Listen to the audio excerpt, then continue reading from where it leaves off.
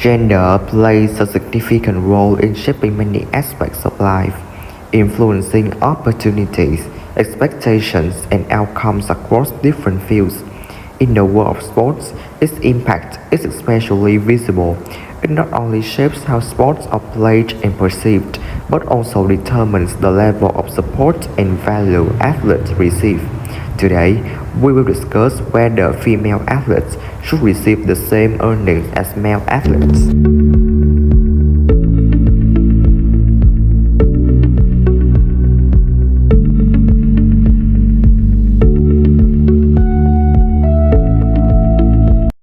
But before we get into the video, let we introduce ourselves. We are Phương Uyên, Thi An, Minh Thư, Trà My, Hồng Ngọc, Nguyễn Duy Tuệ, Cannabelle. With that out of the way, let's get started. Athletes earn money through several distinct streams, each with its own purpose and source. Prize money is earned directly from competitors and depends entirely on performance.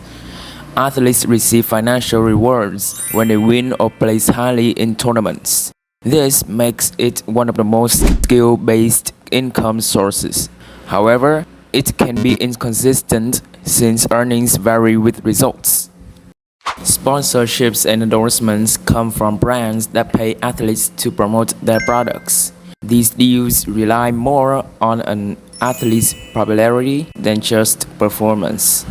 Well-known athletes often earn more from endorsements than competitions.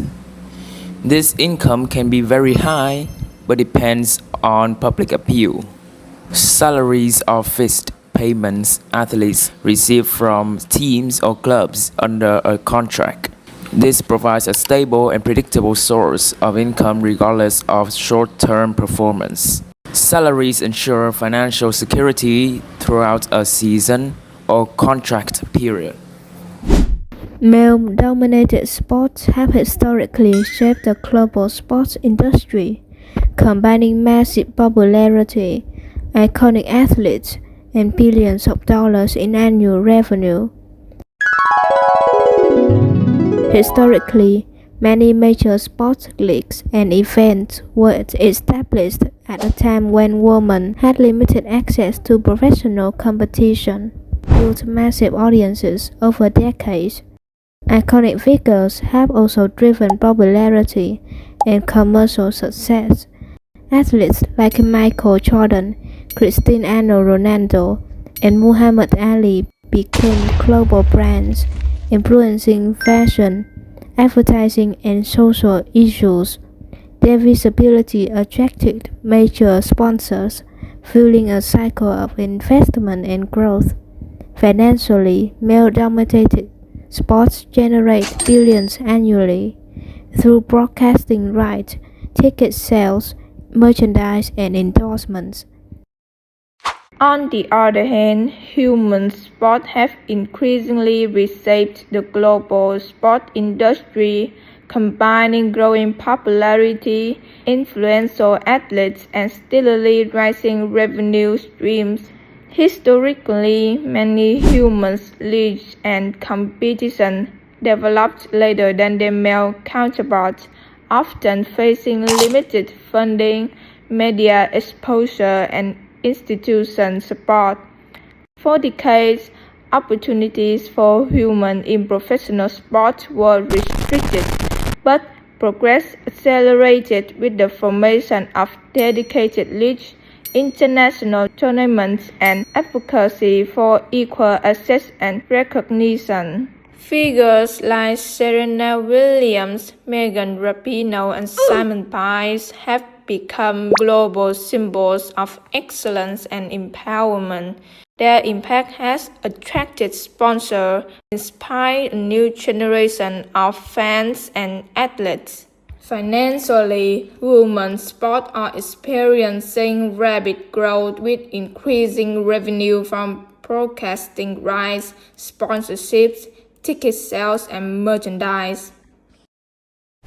The primary differences between men's and women's professional sports are rooted in season structure, media coverage, and popularity. There is often a difference in season length. For example, male basketball players play twice as many games per season as female players, which naturally generates more ticket sales and television revenue. In addition, historically, men's sports have received the prime time TV slots. Meanwhile, women's championship games often air on secondary networks and cable channels well into the early 2000s, limiting their exposure. To have a deep insight into why there are these differences, we have to look at the history and the way the business works. The first factor is the perception that men's sports are more physical, a stereotype that still influences how people choose what to watch. However, women's sports demonstrate physicality in different ways, such as endurance, strategy, and teamwork.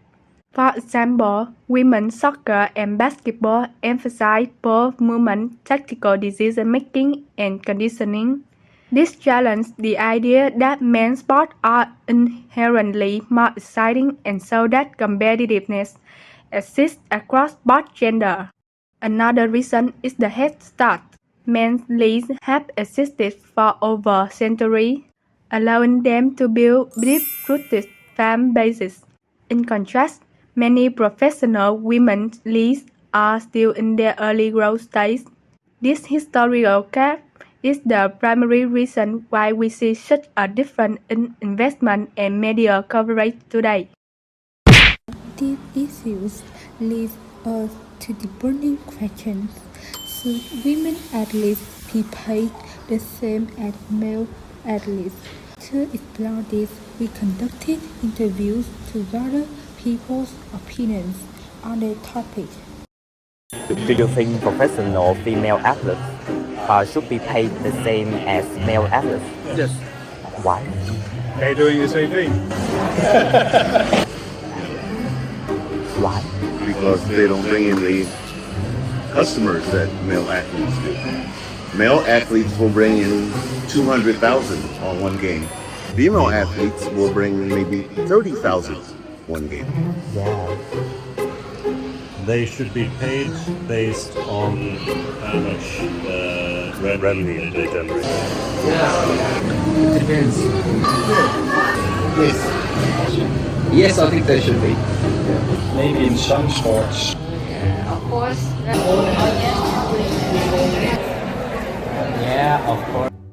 From the answers we received, more than half of respondents agree that women athletes should receive equal pay to men, while only a small number oppose the idea. Meanwhile, 23% believe that pay should depend on other factors. This suggests that most people support equal pay, while those who disagree argue that achieving that may not be possible.